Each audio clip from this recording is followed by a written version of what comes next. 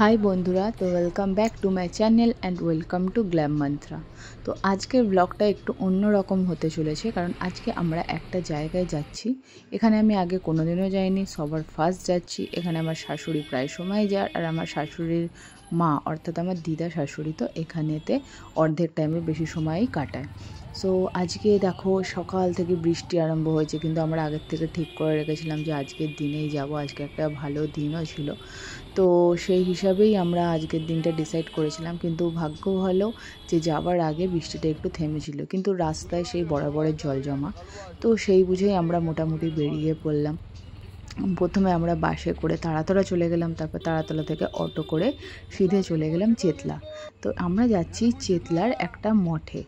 So যেহেতু আমার দিদা শাশুড়ির দীক্ষা নেওয়া আছে, তাই জন্য সে এখান থেকেই দীক্ষা নেওয়া তার, আর সে এখানে অনেক বছর আগে থেকে আসা যাওয়া করছে। আর এই বৃষ্টির মধ্যে শাড়ি সামলানো প্লাস হাতে ব্যাগ, এছাড়াও পাবলিক ট্রান্সপোর্ট অনেক দিন পরে আমি যাতায়াত করছি। বেশিরভাগ তো আমি জিতের সাথে বাইকে করেই কোথাও যাই, আর তার সাথে আবার ছেলে, তো মহা সমস্যার মধ্যে পড়েছিলাম। আর অনেক দিন পরেই শাড়ি পরেছিলাম, তাই জন্য একটু সমস্যা হচ্ছিল। তো যাই হোক, দেখতে দেখতে আমরা দেখো চলে এলাম। তো জায়গাটা বেশ ভালোই লাগলো আমার। ঠাকুরের মন্দিরটাও অসাধারণ ছিল। তো মঠের নামটা তোমাদের আগেও দেখিয়ে দিই, এইটা হচ্ছে মঠ। তো চলো এবার আমরা মঠের ভিতরটা তোমাদেরকে ঘুরিয়ে দেখাবো। তো আমরা এখানে পৌঁছেছিলাম প্রায় দুপুর, তখন 1টা-1:30 হবে। তখন মঠ খোলা ছিল, কিন্তু ভেতরে যে মেন রাধা মাধবের মন্দির সেটা বন্ধ হয়ে গেছিলো। ওটা নাকি বিকেল 4টের সময় খুলবে। তো আমাদের অপেক্ষা করা ছাড়া কোনো গতি ছিল না, যেহেতু সকালবেলা সবাই অফিসে বেরোবে, জিৎ, আমার শ্বশুরমশাই, তাই জন্য সবার খাবার রেডি করে দিয়ে, এছাড়া আমার দেওরও স্কুলে গেছিলো। তো সব কিছু রেডি করে বেরোতে বেরোতে একটু বেলাই হয়ে গেছিলো। তো এখানে এসে মিষ্টি দিয়ে ঠাকুরকে প্রণাম করে নিলাম। তো এবার যখন মন্দিরটা খুলবে তখন তোমাদের মন্দিরের ভিতরটা দেখাবো। খুবই সুন্দর, দেখে মনটা শান্ত হয়ে গেছিলো। আর যেহেতু দুপুরবেলা, তাই জন্য বেশি লোকজন ছিল না। জাস্ট এই মঠে যতজন প্রভু থাকেন, মঠ যারা দেখভাল করে বা পুজো এখানেই থাকে, তাদেরকে প্রভু বলে। আমিও ওখানে গিয়ে প্রথম জানলাম এই ব্যাপারটা। আগে আমার কোনো আইডিয়া ছিল না, কারণ এই মঠ পুজোর ব্যাপারে আমার কোনো আইডিয়া নেই। কোনোদিনও মায়াপুর নবদ্বীপও আমি যাইনি, ওখানেও সম্ভবত সবাইকে ওই নামেই ডাকা হয়। তো চলো তোমাদের ভেতরের পুরো জায়গাটা একবার ক্যামেরাতে দেখিয়ে দিচ্ছি। আর ইনি হচ্ছেন আমাদের ছোট দিদা, অর্থাৎ আমার শাশুড়ির ছোট মাসি। তো তিনিও এখান থেকেই দীক্ষা নিয়েছেন। এই হচ্ছে মন্দিরটা। এখানে হচ্ছে মন্দিরটা ক্লোজ আছে এখনও ভেতরেরটা। তো দুপুরবেলা যেহেতু পুরো ফাঁকা, সকালবেলার দিকটা করে ভালোই ভিড় হয়। আর এটা হচ্ছে এখানকার মেন যে মহাপ্রভু বৃন্দাবনের সিনি, তার এখানে রাখা রয়েছে খড়ম, যেটা এখানে সবাই পুজো করে। আর এখানে যাওয়ার পরই আমাদের দুপুরবেলায় পায়েস আর একটা ছোট্ট পান্তুয়া সাথে দই খেতে দিয়েছিল। বাবু খাচ্ছিল, আমিও খাচ্ছিলাম, সবাই আমরা খাচ্ছি দেখো। আর মোটামুটি 3-4 জন মতো ছিল, কিন্তু 4টের দিক করে যখন মন্দির খুললো তখন এখানে অনেক লোক এসে উপস্থিত হয়ে গেছিলো। তো যেহেতু আমি একাই ভ্লগ করছিলাম, কেউ ছিল না ভ্লগ করার জন্য, তাই জন্য তোমরা আমাকে খুব কমই দেখতে পাবে, কারণ আমি হচ্ছি ক্যামেরাম্যান হয়ে গেছিলাম। তো এইটা হচ্ছে মঠের উপরে 2nd ফ্লোর 3rd ফ্লোর।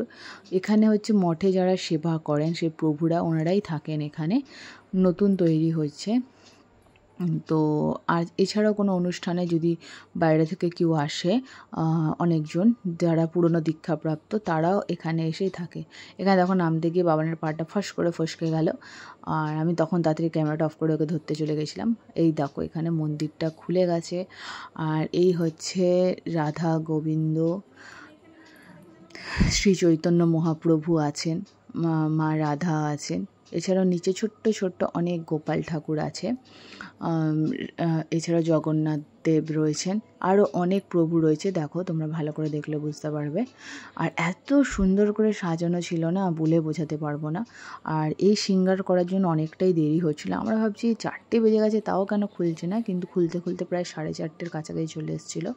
তো খোলার পরে ঠাকুরকে দেখে সত্যি মনটা ভক্তিতে ভরে গেল। এত সুন্দর করে ঠাকুরকে শৃঙ্গার করা হয়েছিল।